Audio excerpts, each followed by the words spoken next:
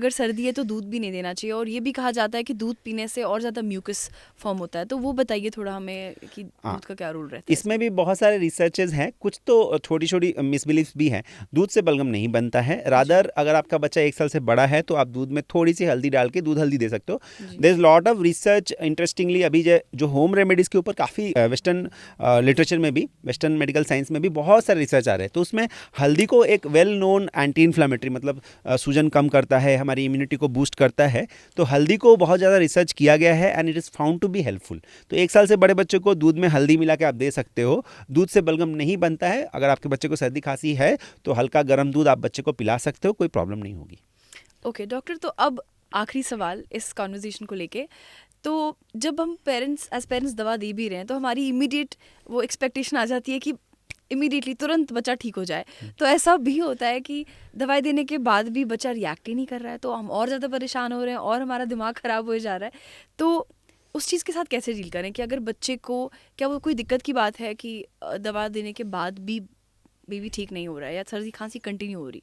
देखो, उसमें यह है कि दो चीज़ें है। अगर आपने खुद से ओवर द काउंटर मेडिसिन ले लिया और बिना डॉक्टर को दिखाए दवाई लिया, तो अक्सर वो मैं देखता हूँ कि गलत दवाई देते हैं। बच्चों की कफ में भी एज वाइज अलग अलग कफ मेडिसिन होती हैं और उस हिसाब से कफ मेडिसिन देना चाहिए, ठीक है। दूसरी चीज़ है, आप ओवर द काउंटर लेते हो तो आपको खुद नहीं पता कि जिन्होंने दिया वो भी डॉक्टर नहीं है, तो वो एक अंदाज पे दे देते हैं, उन्होंने पुराने प्रिस्क्रिप्शन के हिसाब से कुछ भी दे दिया, तो उससे आपको रिस्पॉन्स नहीं आएगा, ठीक है। अगर आप डॉक्टर को दिखा के ले रहे हो तो डॉक्टर डेफिनेटली आपको, आप 2-3 दिन में मिल सकते हो कि हाँ खांसी में इंप्रूवमेंट आया या नहीं आया।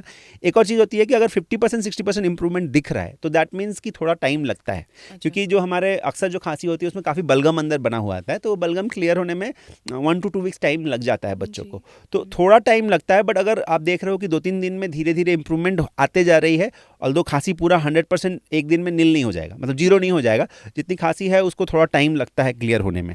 तो जी। ये है, बट अगर लंबे समय तक खांसी ठीक नहीं हुई, मान लीजिए 2 वीक 3 वीक हो गया, अगर नहीं हो रही तो डेफिनेटली आपको डॉक्टर से मिलना है, उनसे बात करनी है, हो सकता है कुछ टेस्ट वगैरह करे या दवाई में बदलाव करना पड़ सकता है।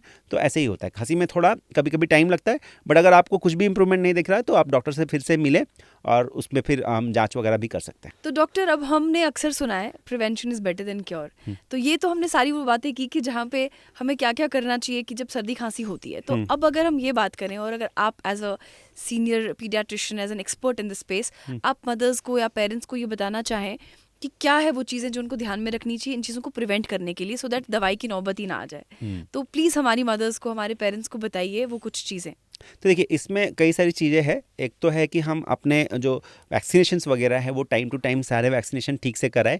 फ्लू वैक्सीन ले सकते हैं, अगर आपका बच्चा बार बार सर्दी खांसी होती है तो फ्लू वैक्सीन काफ़ी मदद करता है, क्योंकि जो बारिश का सीजन है या फिर जब ठंडी का मौसम आता है तो फ्लू काफ़ी फैला होता है, तो उससे बच्चों को सर्दी खांसी अक्सर पड़ जाती है।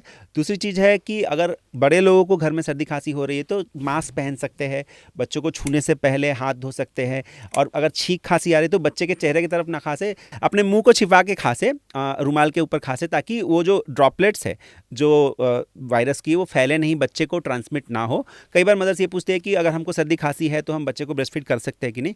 कर सकते हैं, बट आपको थोड़ा मास्क वगैरह पहनना पड़ेगा, हाथ वगैरह धोना पड़ेगा बच्चे को लेने से पहले, नहीं तो आपसे बच्चे को सर्दी खांसी फैल सकती है।